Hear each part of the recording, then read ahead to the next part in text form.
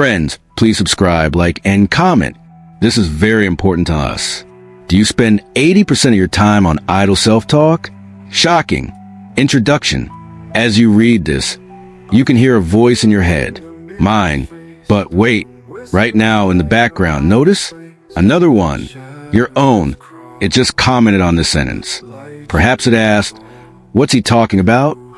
Or simply said, "Come on, surprise me." This voice is a protagonist of your life. And there's a shocking chance that right now it's wasting your time, your energy, and your life. It gets worse. Imagine you brought an invisible, silent interlocutor into your head. It pesters you from morning until night. While you're drinking coffee, it reminds you of that awkward remark you made to a colleague yesterday.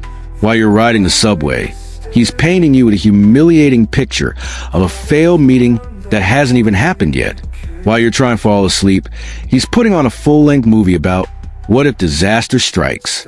He's not silent for a second. Congratulations, you've met someone who controls 80% of your well-being. This is your inner dialogue, your personal background music.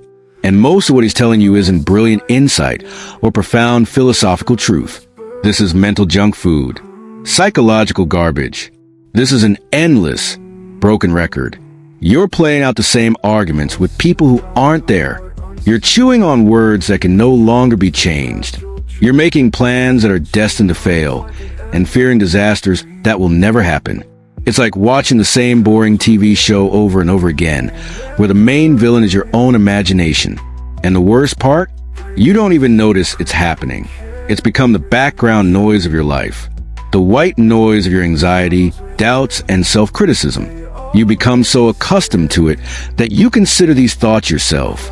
You think the stream is your I, but it's not you. It's just an old habit of your brain, a mechanism that has gotten out of control and is now devouring you from the inside. It steals your peace. It steals your energy.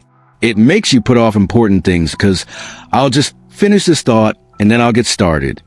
It clouds your perception and you stop seeing the world as it really is, seeing only what you constantly tell yourself. Sound harsh? It is. But I'm not writing this to scare you. Far from it. I'm writing this to make you the most important offer of your life. What if I told you that this tyrant can be tamed? That this pest can be turned into your greatest ally? That this endless noise can be transformed into a clear, pure silence from which truly great ideas and solutions are born? You're wasting the lion's share of your mental energy on a useless internal monologue. But that's not a death sentence. It's the instruction manual they forgot to give you at birth. And now we're about to find the first switch. Right now. Ready to hear the silence? Then let's go. Section 1. Diagnosis. A crazy man in the brain. Let's try a little experiment. Close your eyes for just 10 seconds and try not to think about anything. Just observe the silence. What happened? Chances are your brain, instead of obediently remaining silent, immediately threw some thought at you. A snippet of a song, a memory of forgetting to buy milk, a commentary on the experiment itself. Congratulations, you've just witnessed the main character of this section, your inner chatterbox. And now we'll diagnose it. Don't worry, it's not dangerous. It's just crazy. That voice in your head doesn't just talk. It carries on full-fledged, often completely meaningless dialogues with you. Let's explore its favorite genres. Do you recognize yourself? First, what the heck was that? Endless retrospective analysis. You're already in bed, but suddenly a thought strikes you. Damn, I could have responded to my boss more sharply and intelligently at the meeting 5 hours ago. And off it goes. You replay the dialogue, choose new words, say them with perfect intonation, and in your imagination, you're smashing everyone. You're arguing with someone who's long forgotten about this episode. You're trying to edit a past that can't be changed. Your psyche is expending real energy on a virtual spectacle for an audience of one. Second, what if a parade of future horrors? Tomorrow you have an important presentation. Instead of calmly preparing, your brain is already painting a picture of the apocalypse. What if I'm late? What if the laptop doesn't turn on? What if I forget everything and stand there like a fool and everyone laughs? You relive failure dozens of times, even before it happens. You pay an emotional price for an event that doesn't exist and, in all likelihood, never will. It's a mental lottery in which you only buy tickets to lose. Third, he said, soap operas with ghosts. You're walking down the street, and in your head you're having a heated argument with your wife, friend, or colleague. You launch into angry tirades, present ironclad arguments, and then walk out the door. The only problem is that person isn't physically present. You're playing out a drama in which you yourself play all the roles. You exhaust yourself, get genuinely angry or upset, but all this emotional turmoil is happening only in the space of your skull. Fourth, the self-deprecating whisper, I can't do it, I'm a loser. This is the most insidious genre. Background music made from your own shortcomings. After a small mistake, an inner voice sweetly remarks, well, of course, you screwed everything up again. Other people have it, but you? It takes a single failure and draws a global conclusion about your personality. It's like having a personal poisonous dwarf who constantly whispers in your ear how worthless you are. What to do about all this? The first step is simply to recognize the scale of the disaster. Buddhists have a precise concept for this. Monkey mind. Imagine a monkey that's been given an energy drink and placed in a cage. It thrashes around, grabbing first one bar, then another, screaming, making faces. Your mental dialogue is that monkey. The biggest mistake is trying to shut it up. Force won't calm it. But there's good news. You don't have to stop it. Your task right now is simply to become an observer. Watch its hustle and bustle from a distance without getting involved. Simply notice, aha, my mind is rehashing yesterday's conversation again. Interesting. And now it's started to fear the future. Curious. That's the diagnosis. You're not crazy. It's just that there's a crazy person living in your brain who talks too much. But a diagnosis isn't a death sentence. It's the beginning of a path to managing this noise. It's time to find out where this crazy person came from. Section 2. Where does it come from?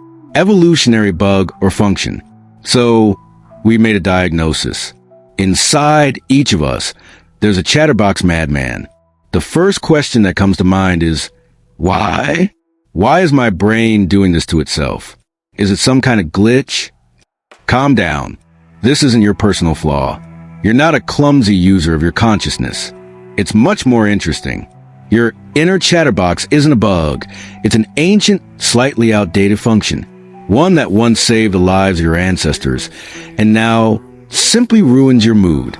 Let's figure out how this mechanism works, and why it's on full blast 24/7. First, a security alarm that won't turn off.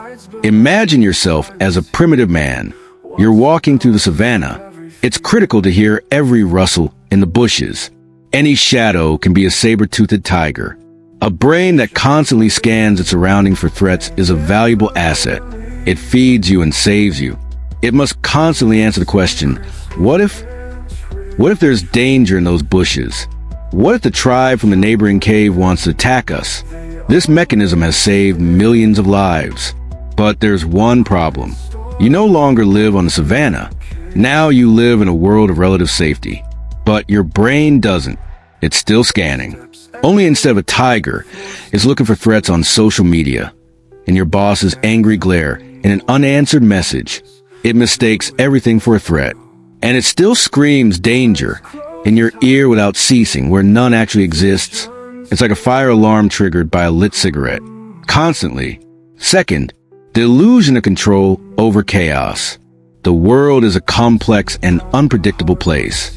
You can't predict the weather, the dollar exchange rate, or calculate other people's actions. Our brain hates this. Uncertainty is uncomfortable for it. And here's where our Chatterbox comes in. It creates the appearance of work.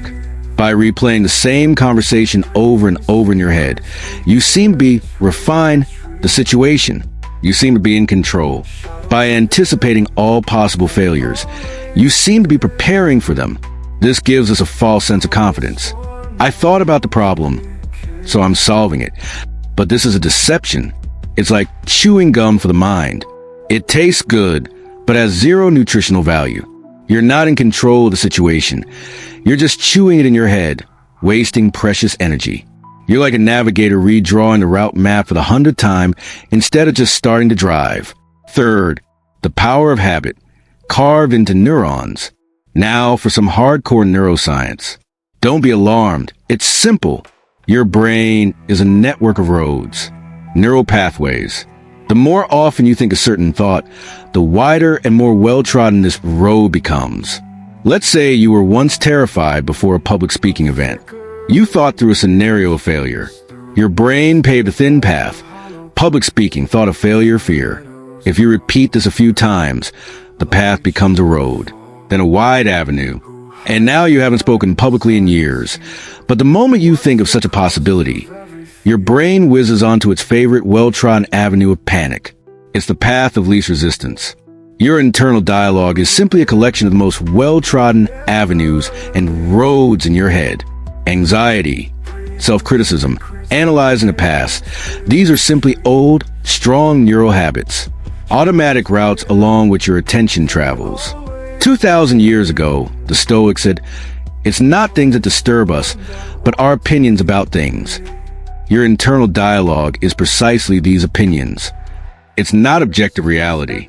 It's simply your old ingrained security alarm, your hunger for control, and your neural habits that tell you they're true. See what the matter is? You're not broken. You're simply misusing an ancient, powerful tool. It was designed for survival in the wild, and you're trying to use it for a happy life in the modern world. But if it's a tool, then you can learn to control it. First, though, let's honestly calculate how much this service of this old mechanism is costing you. What price are you paying for this constant mental noise? Section 3. The price of tyranny. What are you paying for this mental noise? Okay, we've established that our inner chatterbox isn't a curse, but simply an outdated tool. We could say, well, let it chatter. It's not bothering us. But that's a huge mistake. It doesn't just chatter. It makes you pay for its monologues. And the bill it charges is enormous. Let's be honest about how much these seemingly free conversations with yourself cost you. You pay for them before currencies: energy, attention, actions, and self-esteem. First, energy, the main drain on your energy. Every thought is a microcharge of electricity in your brain. Every emotion you experience while replaying your inner dialogue is a real biochemical process. You get angry at an imaginary opponent. Cortisol rushes into your bloodstream. You worry about the future. Your heart rate quickens. Your muscles tense. You're physically tired from things that aren't actually happening. You wake up in the morning feeling exhausted, even though you just got 8 hours of rest. In the evening, you feel drained, even though you haven't done anything physically. It's simple. Your brain is the most voracious organ, and while you were feeding it mental crap, it burned up all your energy. You pay for virtual dramas with real physical fatigue. It's the most devastating tax. Second, focus. You're absent from your own life. As you read these lines, part of your attention may still be hovering somewhere in the past or future. You're looking at a book, but you're seeing yesterday's argument. You're listening to someone, but already preparing a response in your head. You're walking in the park, but in your mind, you're sitting in the office. You're missing out on your own life. The most vivid moments fly by like stills from someone else's movie. A child laughs, but you don't hear it because you're arguing with a colleague in your head. A beautiful sunset, but you don't see it because you're rehearsing tomorrow's conversation. You pay for your internal dialogues with the most precious thing, the present moment. You save time on action, but squander it with the generosity of a king on empty thoughts. And that time can never be regained. Third, decisions and actions. Analysis paralysis. Start a new business? I need to think it through thoroughly. Analyze all the risks. Consider every step. And you think it over for weeks. But in reality, you're simply afraid. Your internal dialogue masterfully creates the illusion of activity. It seems, look, I'm working on a problem, but I'm thinking about it. But thinking about action and taking action are two different universes. While you're engaged in mental debate, others have already taken the first step, learned their lesson, achieved results, and moved on. You're left at the starting line with a pile of useless mental blueprints. You pay for your mental noise with inaction. Freezing. The world around you doesn't stand still, but you do. And this gap grows with each passing day. Fourth, self-esteem. You become what you think about. This is the most insidious payment. It happens quietly and imperceptibly. If you replay in your head 100 times a day what a loser you are, how you embarrass yourself, how everything is different for you, what will you ultimately believe? The brain doesn't distinguish mental training from reality. If you constantly imagine failure, you're training yourself to fail. If you constantly berate yourself, you strengthen the neural pathways of self-hatred. You literally mold yourself into the person your inner critic constantly talks about. You pay for their words with your identity. You begin to believe these lies, and then they become more than just thoughts. They become your reality. The result is tragic. You're left without energy, without focus, without results, and with a shattered faith in yourself. All this is a price for the same thing, empty self-talk. But there's good news. As soon as you see this bill, you can refuse to pay it. It's time not just to acknowledge the problem, but to pick up the tools and start fixing it. Section 4. Reset. How to turn an enemy into an advisor. Everything that came before, the diagnosis, the reasons, the price, was preparation. Now comes the most important thing. Practice. That very moment when you stop being a victim and become master of the situation. We won't try to silence your inner chatterbox. It's useless and only wastes energy. Our goal is to transform it from a tyrant to an advisor, to make it work for you, not against you. Here are 4 simple but powerful steps. Take them sequentially. Don't try to tackle everything at once. Start with the first. Step 1. Awareness and distancing. Become an observer. The first and most important step. As long as you identify with your thoughts, you are their slave. You are not your thoughts. You are different entities. Right now, when the next anxious or intrusive thought like, I can't handle it, pops into your head, do this. Take a step back and say to yourself, I notice that I'm having the thought that I can't handle it. Feel the difference? It was, I can't handle it, you are the thought. It became, I'm having the thought that I can't handle it. You are the one observing the thought. This is a fundamental shift. You separate yourself from the mental noise. You are the sky, and thoughts are just passing clouds. Sometimes they are dark and stormy, but they can't affect the sky. You simply observe them. You don't fight them. You don't push them. You don't get involved. Just, aha, you again. Hello. Step 2, specificity and challenge. Turn on your logic. Once you've stepped back and seen the thought from a distance, ask it a few uncomfortable questions. Use the Socratic method. Let's say the thought is, I'll get fired. It will be a disaster. Ask questions. First, is this 100% true? Do you have a dismissal order? No. So it's not a fact, but your assumption. Second, asterisk, what evidence is there to the contrary? Yesterday, your boss praised your report. You're meeting your plan. Your colleagues are consulting with you. Third, what's the worst that will happen if this happens? I'll get fired. I'll get severance pay. I'll update my resume and find a new job, maybe even a better one. Fourth, does this thought help me or hinder me? It hinders me. It paralyzes me and prevents me from doing my job well. You're taking a vague, emotional fear and filtering it through the civil logic. More often than not, it crumbles. You're draining its power. Step 3, replacement and refocusing. Return to the here and now. You can't simply discard a thought. Nature abhors a vacuum. The old thought must be replaced with a new focus. The easiest way is to return to the present through your body. The 5-4-3-2-1 technique. As soon as you catch yourself mentally chewing gum, immediately shift your attention. Name 5 things you see right now. A lamp, a cup, a pattern on the wallpaper, a speck of dust on the table, your reflection in the monitor. Find 4 things you feel. The coolness of the chair under your hips, the fabric of the t-shirt on your shoulders, the taste of coffee in your mouth, the roughness of the table. Listen to 3 sounds you hear: the hum of the computer, the noise outside the window, your own breathing. Catch 2 scents you feel: the air, the scent of tea, or your own perfume. Identify one thing you're grateful for right now: a roof over your head, this article, a cup of hot tea. This isn't meditation. It's an emergency anchor. It reboots your brain in 30 seconds and returns it from a virtual nightmare to the real, tangible world. Step 4. Create a new scenario. Become your own PR person. Remember those well-worn neural pathways. It's time to create new ones. Every morning, after waking up, take just 2 minutes. Don't say empty affirmations like, "I'm the best." The brain doesn't believe them. Say statements, simple, truthful statements for the day. Today will be a productive day. I will overcome the challenges I face. I will notice the good around me.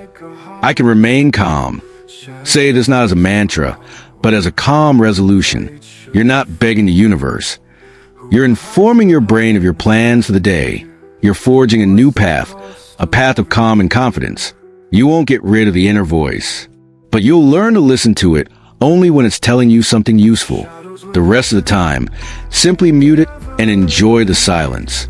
That same silence we'll talk about at the very end. Conclusion, an invitation to silence. So, we've come a long way together. Remember where it all began, with that nagging voice in your head, commenting unbidden on every line of this text. We diagnosed it as a madman in the brain. We dug deep and learned that it wasn't a malfunction, but an outdated survival tool. We horrifiedly calculated the monstrous price you pay for its endless monologues, your energy, focus, actions, and self-esteem. And finally, we picked up the tools. We learned not to fight this voice, but to manage it, to step back and become the observer, to dismantle its fears with Socratic logic, to return to reality through the 5-4-3-2-1 technique, and to pave new neural pathways with morning observations. Now you know the secret. Your mind isn't a circus with one chatty monkey you're forced to obey. Your mind is a spacious, bright hall. Sometimes that monkey runs into this hall, starts making faces and making noise. Your task is not to fight it or try to shut it up. That's impossible. You simply sit in the master's chair, calmly observing its hustle and bustle, and decide when to listen to it and when to simply reclaim your silence. You are not the same. You are different. Thoughts come and go, and you are the one who remains. Now, after reading this, it may seem difficult, like some kind of magic, accessible only to a select few. It's not. It's a skill, just like learning to walk or read. It feels unusual at first, but then it becomes part of you. Therefore, my call to action will be very simple. It won't require any heroic deeds from you. Today, just once, catch yourself in idle self-talk. It doesn't matter where it happens. Behind the wheel, in the shower, at your desk. The moment you realize your brain has wandered off into the past or future, chewing mental cud, just take a breath. One deep, conscious inhale and exhale. That's it. This breath is your first, most important step. A step from the noisy realm of illusions created by your mind into a quiet, clear, and true reality. A reality where you are not a slave to your thoughts, but their master. Where you are not a spectator in your own movie, but its director. Silence is already waiting for you. Take a breath and hear it.